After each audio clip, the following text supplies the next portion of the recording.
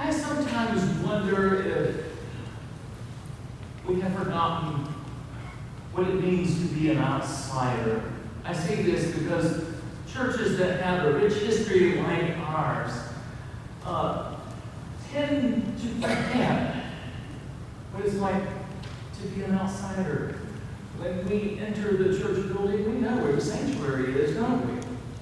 When we want to go down to the fellowship hall for coffee hour, we know where that is, don't we? When we want to go to the parlor, we know where that is. But if you were a visitor, you might not know any of that when you first enter this building. And so sometimes long-established churches with rich histories and members who know one another, sometimes we forget what it's like to be an outsider, to not to know anyone. Have you ever been an outsider? You know what it's like to desperately want to fit in and be welcomed by those on the inside? I know what it's like to be an outsider. I'll never forget that experience. I grew up at Westminster Presbyterian Church in Charlotte, North Carolina. I was baptized, and I grew up there. It was a church that was right beside Presbyterian Hospital. My father was a urologist, and he could make rounds and then go to the church. It was wonderful. I grew up knowing everybody in the youth group, and I could not wait when it came time to be part of the youth group. I told you I was confirmed. I remember my Bible that I got for confirmation. It was a green cloth-bound, New Revised Standard Version, and it had my name. I thought I was somebody. But then the church got a new minister, and my parents didn't like the new minister. Can you imagine that? Or maybe you can. And you know what they did? They decided to join a church because they knew another minister. This church was real close to our house. Westminster was close to my father's work. Forest Hill Presbyterian Church was close to our house. My parents didn't ask us, my brothers and sisters, if we wanted to join the new church. They simply joined the new church. And I can remember going to that church the very first time. It was an A-frame sanctuary. And it had stained glass windows. It wasn't big like this. They were really small because it's A-frame. And you could barely see, and I was wondering, I wonder if people will welcome us when we walk through the doors. And I can remember going to the youth group and being introduced as newcomers and thinking that the youth would want to get to know us, my brother and I. But no matter how hard we tried, it was clear that this youth group was just like the youth group I left. Everybody knew everybody. They were best friends. They didn't need to make any new friends. They already had their friends. So my mom says, try next week. I'm sure they'll want to get to know you. So we tried next week. And you know what? They had difference. Still, no matter how hard we tried to be welcomed, to be part of the group, we weren't. So my mom said, try again next week. And we did. And still, no matter what we did, we were on the outside looking in. You know what we did? We said to our mom, we're not going back. And we did. We dropped out of the youth group. We dropped out of going to church. We have a lot of young people today that drop out of going to church when they go to college. And I wonder when they decide to drop back in, if they ever do, but if they decide to drop back in, what kind of church will be there to welcome them? To make them feel like they're special, that they belong. I tell this story because both of these stories tell it from the Old and New Testament from the perspective of the outsider. Most of the time you hear biblical stories from the perspective of the insider. History is told from the perspective of the victors and not the vanquished. But our stories are told from the perspective of an outsider. Let's take our Old Testament story from Genesis. The setting is a day for great celebration. Isaac is being weaned. And what that means is that this baby is flourishing and probably is going to survive to adulthood. You know, back in antiquity, many babies didn't flourish because of their mother's milk. And they died. And so Isaac is a child of the promise, and Abraham is delighted to know that he's crossed one hurdle going on to adulthood. And it was a great day for feasting. They did this when the child was 3. But it's not a great day for Sarah. Sometimes it can be hard for mothers when the child stops weaning, because that's the beginning, that act of separation. Sarah sees Isaac playing with Ishmael, and she burns with jealousy. The reason why Sarah is jealous is because of this. Isaac is the second-born son of Abraham. Who's the firstborn? Ishmael. And as firstborn in antiquity, they had the right of double inheritance. Did you know that? A firstborn would receive twice as much as all the other siblings. And so Sarah knows that her child is likely to survive. But it's going to be the second-born. Unless Hagar, the slave woman, and her child are sent away. And that's what she decides to do. And what makes this story so difficult is that Abraham agrees to it. We understand at first he's not really enthusiastic about it, because Ishmael is as much as his son as Isaac. But God says something troubling. He says in the text, Abraham, go ahead, let Sarah send Hagar and Ishmael on their own. For this child, too, will become a great nation. And then Abraham does something that I don't quite understand. And sometimes I don't understand everything I read in the Bible and why they do what they do. It can be a harsh, cruel reality. Abraham gives Hagar a satchel of water. She has it on one shoulder.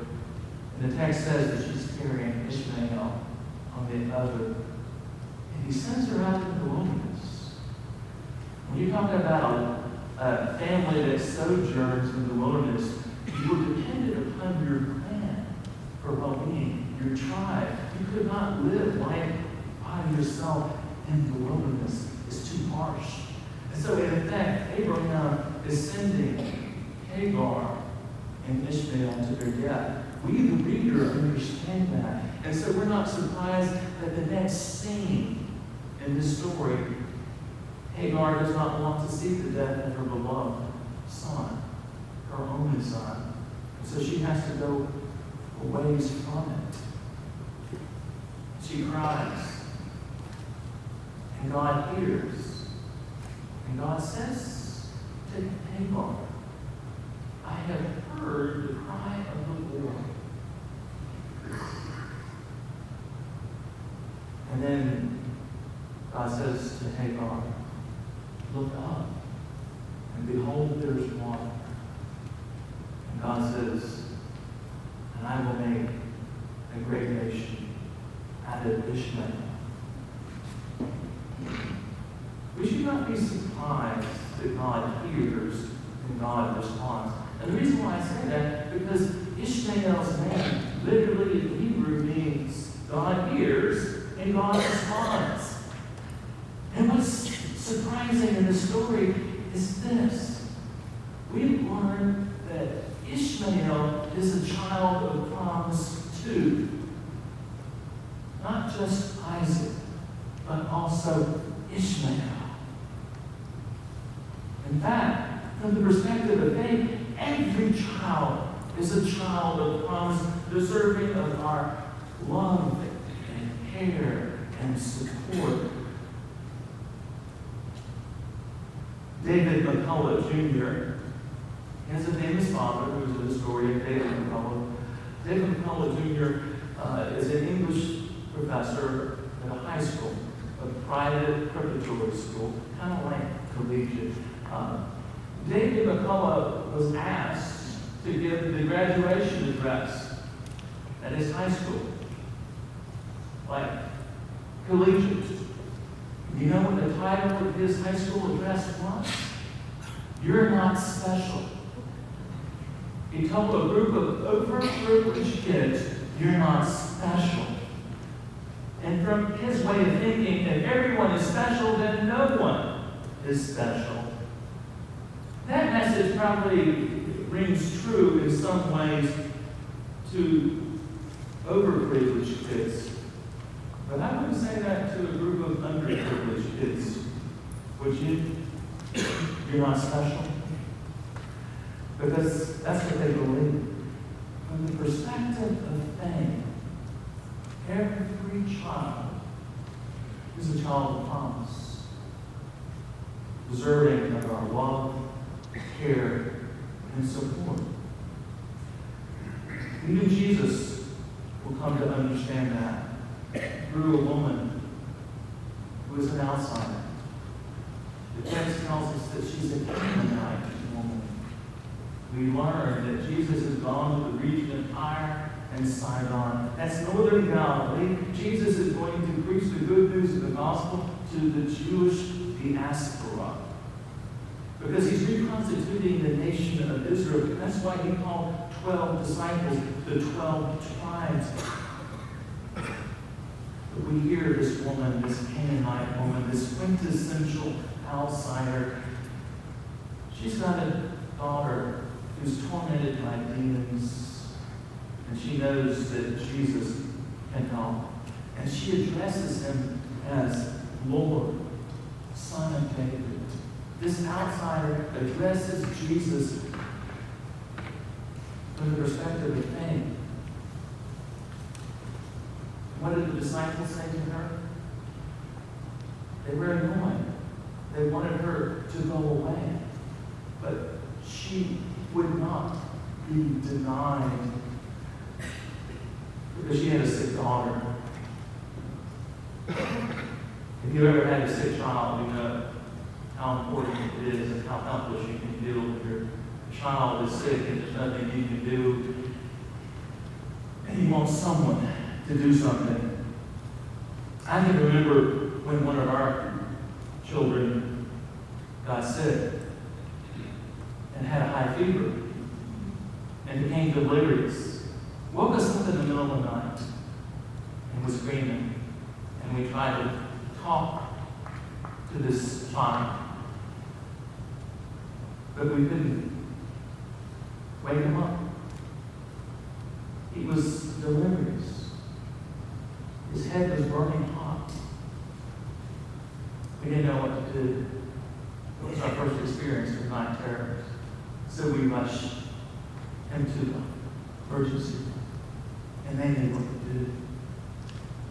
So do you think this woman was going to be deterred by a group of disciples saying, send her away? But what we don't expect from Jesus is this. He seems to confirm what the disciples are thinking. He says that he is sent to the lost of Israel.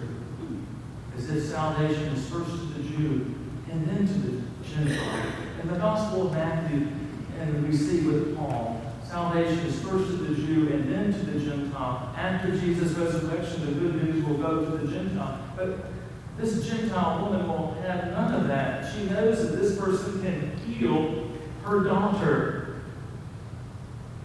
And she's willing to grovel, do whatever it takes.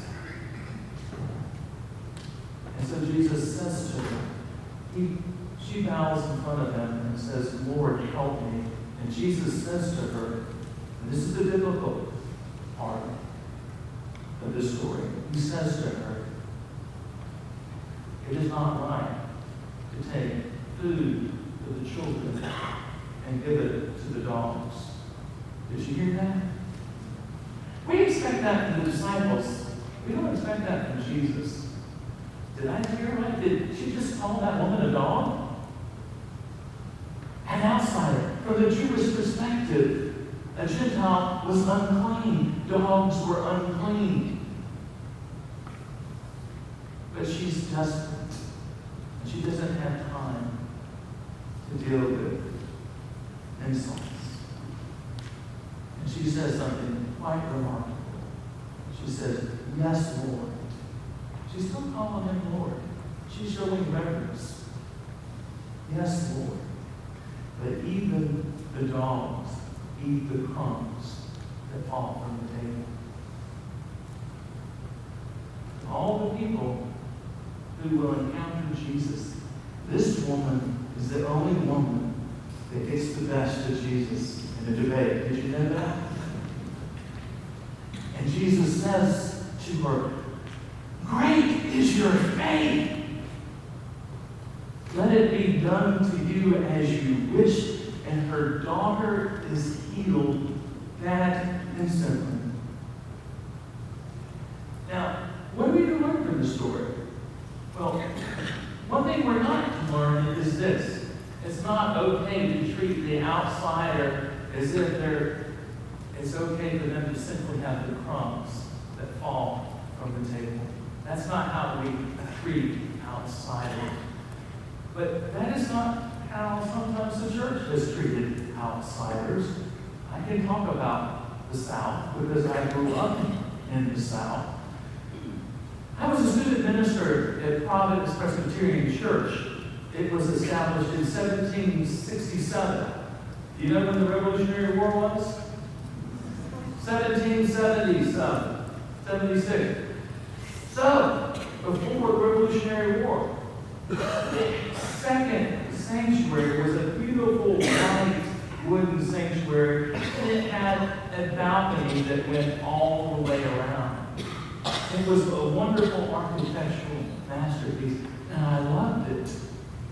But then I heard the history of that balcony. You know, I thought the balcony was for the youth, because that's where the youth went. They wanted to be as far away as they could from the sermon. But that wasn't the youth balcony. That's not why they did it. Do you know why they made that balcony? It was for the slaves. And so the slaves would go up a separate entrance. They would climb the scaffolding and go up into the balcony. And they would hear the sermon. But when it came time for communion, did they get to participate? No. They just got the crumbs. Is that how we're supposed to do mission? In the South, when people knocked on your front door for help, you know what you did? When I grew up, you said, come to the back. Because the kitchen was always in the back. And then you gave them something to eat from the back. We used to do mission too. And we felt good about it. We were the ones giving and they were the ones receiving. But in some ways, it kind of felt like we were doing mission from the back door of the house in the South. We have discovered that a better way to do mission is mission where both of us are givers and receivers. There's a world of difference inviting someone into your living room as a guest and feeding them, than simply inviting them to the back of the house to get the crumbs. We learn in our story that every child is a child of promise, deserving God's unconditional love and support, and should have a place at the table called grace. What would it look like if we made it easier for the outsider to become an insider here? What would it look like if we created a living room off of our sanctuary and created a coffee house in the morning? And the reason why I say coffee house is that for the unchurched, for people who don't know anything about church, for people who have checked out of church and are coming back in, they understand how a coffee house works. Have you noticed how popular coffee houses are? People go and they sit and they drink and they have conversation. We don't want to be the kind of church where people simply come to worship and then leave. We want a chance for visitors to get to know us and come in relationship to us and relationship with Jesus Christ. We want to lower the barrier, the physical barriers of this place, and make it easier for an outsider to become an insider, that they might know that they have a place at the table called grace. Yes. It's amazing what happens when the church practices radical hospitality. Transformation happens, not just for the one receiving, but the one giving. Not just for the one giving, but also for the one receiving. For we discover that we're all children of God, deserving of all that God would give.